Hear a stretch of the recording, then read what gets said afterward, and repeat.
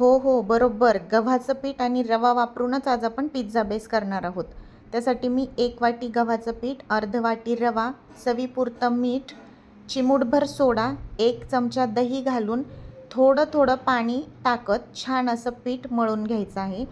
पीठ मळताना पाणी थोडं-थोडं टाकतच मळायचं आहे, म्हणजे पाण्याचा अंदाज येतो. हे पीठ अतिशय घट्टही नको आणि खूप असं सैलसरही नको. आपण यामध्ये रवा घातला आहे, त्यामुळे हा रवाही फुलणार आहे. त्यामुळे मी थोडंसं सैलसर असं पीठ मळून घेते. खूप जास्त सैल मी केलेलं नाही. साधारण या कन्सिस्टन्सीचं पीठ मळून आपल्याला आता 10 ते 15 मिनटं किंवा अर्ध्या तासासाठी भिजायला ठेवायचं आहे. तोपर्यंत आपण टॉपिंग्सची तयारी करून घेऊया. त्यासाठी तुम्हाला आवडेल त्या भाज्या तुम्ही टाकू शकता. मी इथे सिमला मिरची घेतलेली आहे, टोमॅटोचे अशा पद्धतीने काप करून घेतलेले आहे, कांदा चिरून त्याच्या छान अशा पाकळ्या काढून घ्यायच्या आहेत.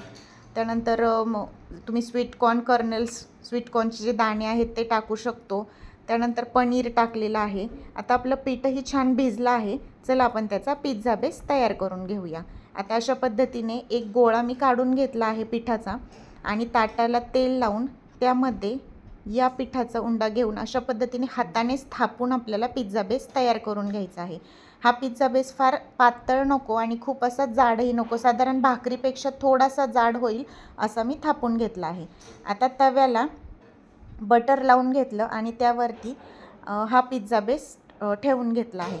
तवा मी नॉनस्टिकचाच वापरला आहे, खाली चिटकू नये म्हणून. आणि आता ह्या पिझ्झा बेसला तुम्ही फोर्कच्या साहाय्याने असे होलेही पाडून घेऊ शकता. त्यावरती लावून घेतला आहे पिझ्झा सॉस. पिझ्झा सॉस व्यवस्थित सगळीकडे पसरवून घ्यायचा आहे, म्हणजे त्याला छान टेस्ट येते.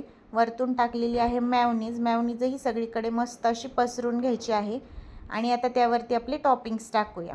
त्यामध्ये मग स्वीट कॉर्न कर्नेल्स किंवा चीज टाकलेलं आहे. त्यानंतर सिमला मिरचीचे काप टाकून घेतलेले आहेत, पनीर ठेवून घेतलेलं आहे, टोमॅटो आणि कांद्याचे जे आपण पाकळ्या करून घेतल्या होत्या त्याही छान अशा व्यवस्थित ठेवून घ्यायच्या आहे.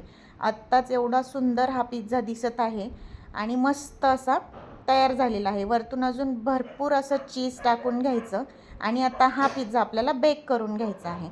तर बेक करण्यासाठी मीडियम फ्लेमवरती साधारण 15 ते 20 मिनटं आपल्याला हा बेक करायचा आहे, कारण आपण कच्चं पीठ वापरलं आहे, कच्च्या भाज्या वापरल्या आहेत, त्यामुळे छान असा बेक व्हायला तेवढा वेळ लागतो. म्हणजे खालून मस्त क्रंची आणि वरतून सॉफ्ट आणि एकदम टेस्टी असा पिझ्झा तयार झालेला आहे.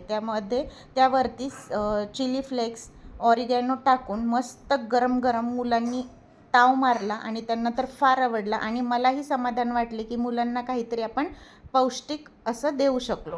तुम्हीही नक्की ट्राय करा. रेसिपी आवडली तर कमेंट करा.